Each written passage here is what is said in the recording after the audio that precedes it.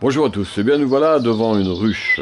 Alors pourquoi parler de ruche alors qu'on parle de... Je m'intéresse particulièrement à la taille des arbres fruitiers? Eh bien parce que les abeilles, ainsi que tous les autres insectes pollinisateurs, sont très très importants pour la fécondation des fleurs, et même la qualité des fruits, le goût, la grosseur, etc., les maladies, etc. Donc ça joue un rôle les abeilles en particulier jouent un rôle très important, notamment pour la grosseur des fruits aussi, hein. Il faut ça après, par exemple, pour les cerisiers.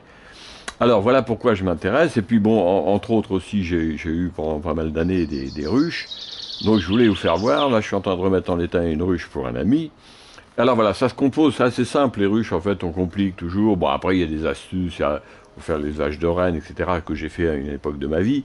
Donc voilà, ça se compose d'un toit tout simplement. Alors celui il est assez joli, celui-ci, hein, vous voyez, il est un peu en pente.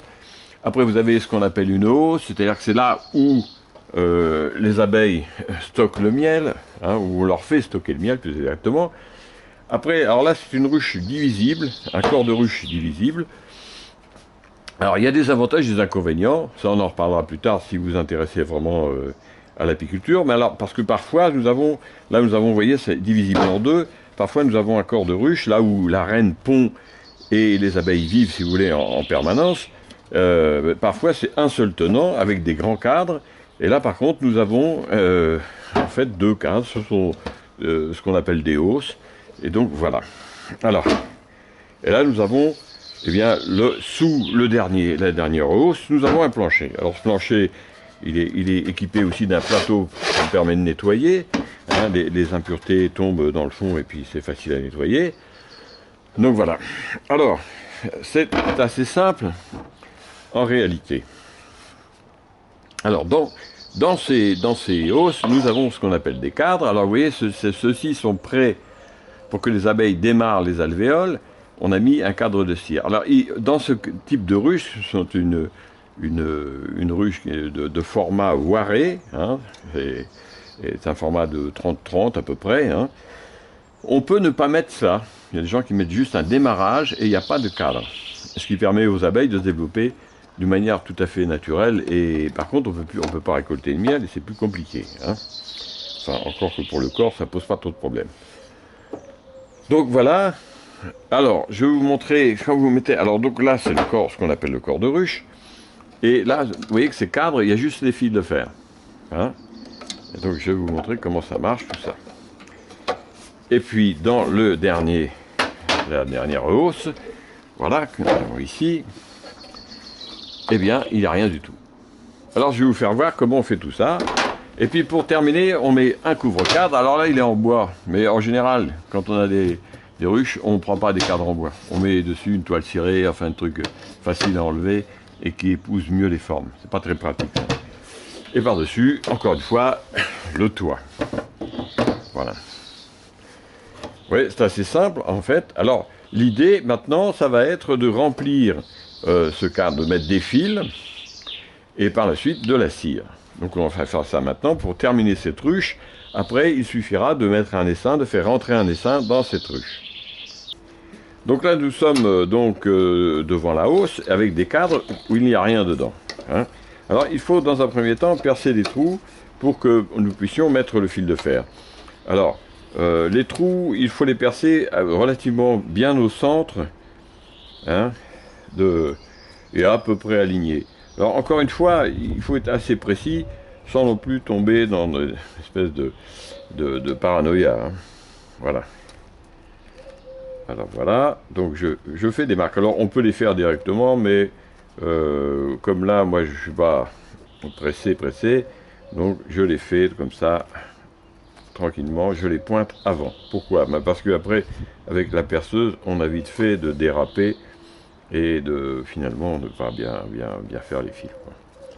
Donc maintenant, on perce ces trous. Donc là, j'ai une perceuse sans fil, mais bien entendu. Alors faites attention parce que les petits forêts à bois, ils sont pas très solides, hein. Il ne faut pas trop les chahuter, quoi. Donc voilà, vous faites vos petits trous comme ça.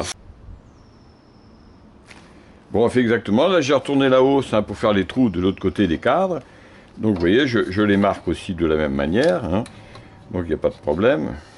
Alors je vous dis encore une fois, surtout bien au centre, hein, relativement bien au centre, de manière à ce que ça ne pose pas de problème après pour les abeilles et puis pour sortir les cadres. Alors voilà, donc les cadres sont percés, hein, des deux côtés, donc il n'y a pas de problème. Je les sors de la hausse. Alors qu'est-ce qu'il faut faire maintenant? Il faut mettre les fils, le fil de fer. Alors voilà.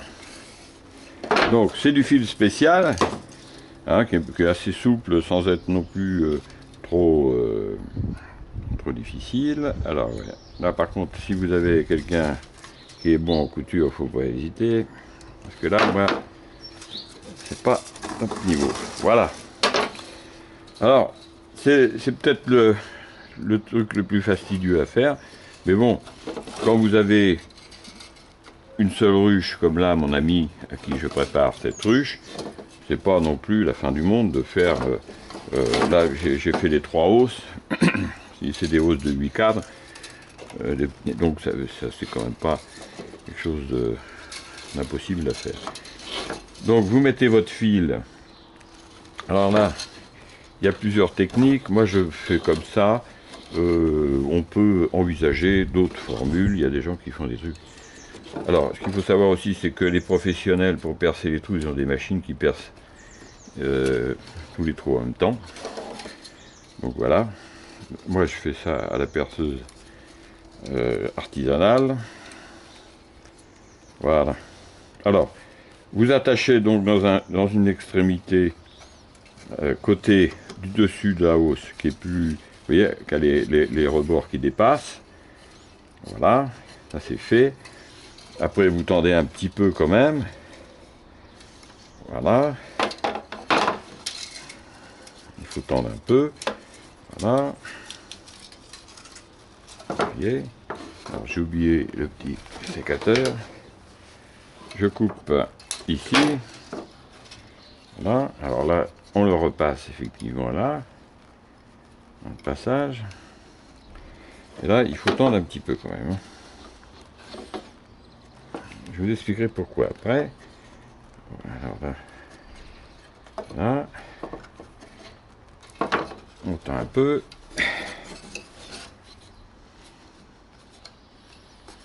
Voilà.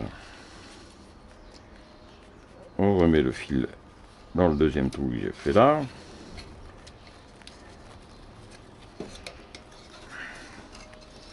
On passe, on tend comme ça. Alors là, j'ai coupé un peu trop long. Faut pas laisser des morceaux qui dépassent de trop. Voilà. Alors là, vous voyez, les fils, ils sont à peu près tendus, mais pas complètement. Alors il y a un petit appareil qui existe, c'est ça. Vous en passez un petit coup sur les fils. Voilà, comme ça.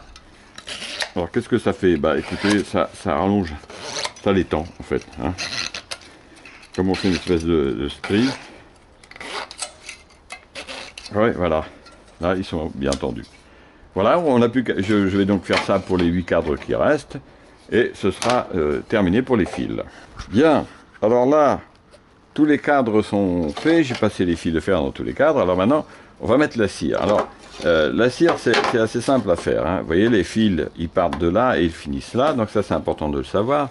Et donc, j'ai acheté donc, dans un magasin spécialisé... Hein, donc des petites plaquettes de cire gaufrées, c'est-à-dire qu'il y a déjà le départ des alvéoles à la côte des abeilles. Donc vous placez votre plaquette comme ça, hein, contre si possible le haut, et alors vous avez 2 électrodes, hein, et vous en placez une sur le début et une sur la fin. Et alors qu'est-ce qu'il y a? Ça fait chauffer le fil et hop, c'est fini, vous voyez. Il n'y a pas besoin de passer 2 heures là-dessus, et vous voyez, alors, si vous laissez trop longtemps, vous avez le risque de voir le... Voilà. Hein. Donc votre cire, elle est englobée dans le fil, ou plus exactement le fil dans la cire. Alors les abeilles, après, bien, elles démarrent ça. Hein. Vous voyez, c'est assez simple à faire. Donc j'ai donc 2 hausses à finir. Celle du bas était faite. J'ai plus que la cire à mettre dans ces 2 hausses-là. Et après, eh ben, et la ruche, elle est prête. Après, il n'y a plus qu'à mettre les seins dedans. Alors les seins, ben, évidemment, quand il rentre là-dedans, il a déjà le départ de tout. Il n'a plus qu'à prolonger les alvéoles et dedans à mettre soit des œufs, soit du miel. Ouais, bien voilà, la ruche est remontée, on a remis le couvre-cadre. Alors, il ne reste plus qu'à faire éventuellement, parce que bon, vous voyez, je ne sais pas d'où sort cette ruche, mais elle est vernie en bas. Hein. Bon, il n'y a pas de souci, il n'y a pas de problème. Donc, en haut, on va mettre un petit coup, alors de l'huile de lin.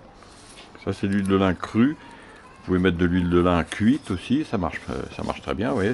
Ça fait une protection pour le bois, hein, tout simplement, et c'est pas toxique pour les abeilles. Alors, il existe des peintures, évidemment, pour les ruches.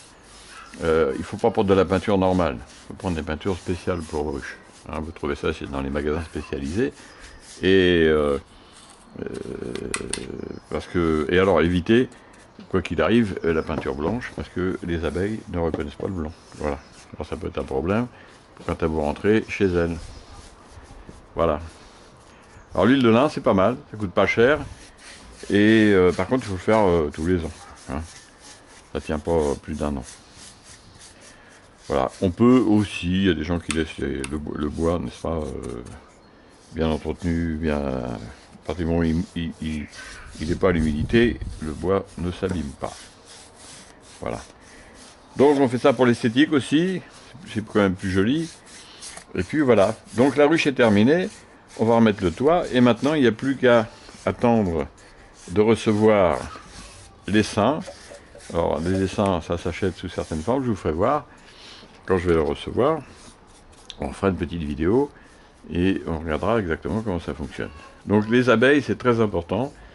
J'ai pas besoin de le rappeler, la plupart de maintenant on connaît l'info. Hein, y a des fruits et légumes sans abeilles, c'est même pas la peine. Hein. Les haricots, s'il n'y a pas d'insectes butineurs, il n'y aura pas de récolte, zéro. Les concombres, en mettant 400 ruches à l'hectare, on multiplie 40% d'augmentation de la production. Hein. Même chose, les tournesols sans abeilles ou insectes pollinisateurs, ça ne pousse pas. Donc, il y a un problème avec les insecticides. Vous savez que beaucoup de gens se battent pour faire interdire les insecticides qui tuent les abeilles, et c'est pas gagné. C'est pas gagné parce que uniquement à cause de l'argent. Hein. C'est pas une question de je peux pas, etc., l'Europe et compagnie, non, c'est de l'argent. L'argent des lobbies, hein, parce qu'il y a beaucoup de millions derrière ça, et on préfère voir mourir les abeilles que de changer de pratique. Il y a des solutions, mais les gros Manitou, ils veulent pas. Ils veulent continuer à gagner de l'argent. Voilà. Vous voyez, c'est joli. Moi, j'aime bien l'huile de lin, c'est chouette aussi. Hein. Voilà. Ah, ça vous fait tout de suite une ruche superbe. C'est vraiment magnifique. Alors, je fais les deux autres côtés plus tard. Regardez. Quand vous faites ça, hein, vous avez là, vous avez une ruche, c'est magnifique. Voilà, et bien écoutez, moi je vous laisse et je vous dis à bientôt pour de nouvelles vidéos, et surtout à bientôt pour une vidéo quand j'aurai reçu l'essaim, hein, et puis à ce moment-là je vous ferai voir comment on le fait rentrer dans la ruche, etc., etc. Ce sera que du bonheur. Allez, je vous dis au revoir et à bientôt.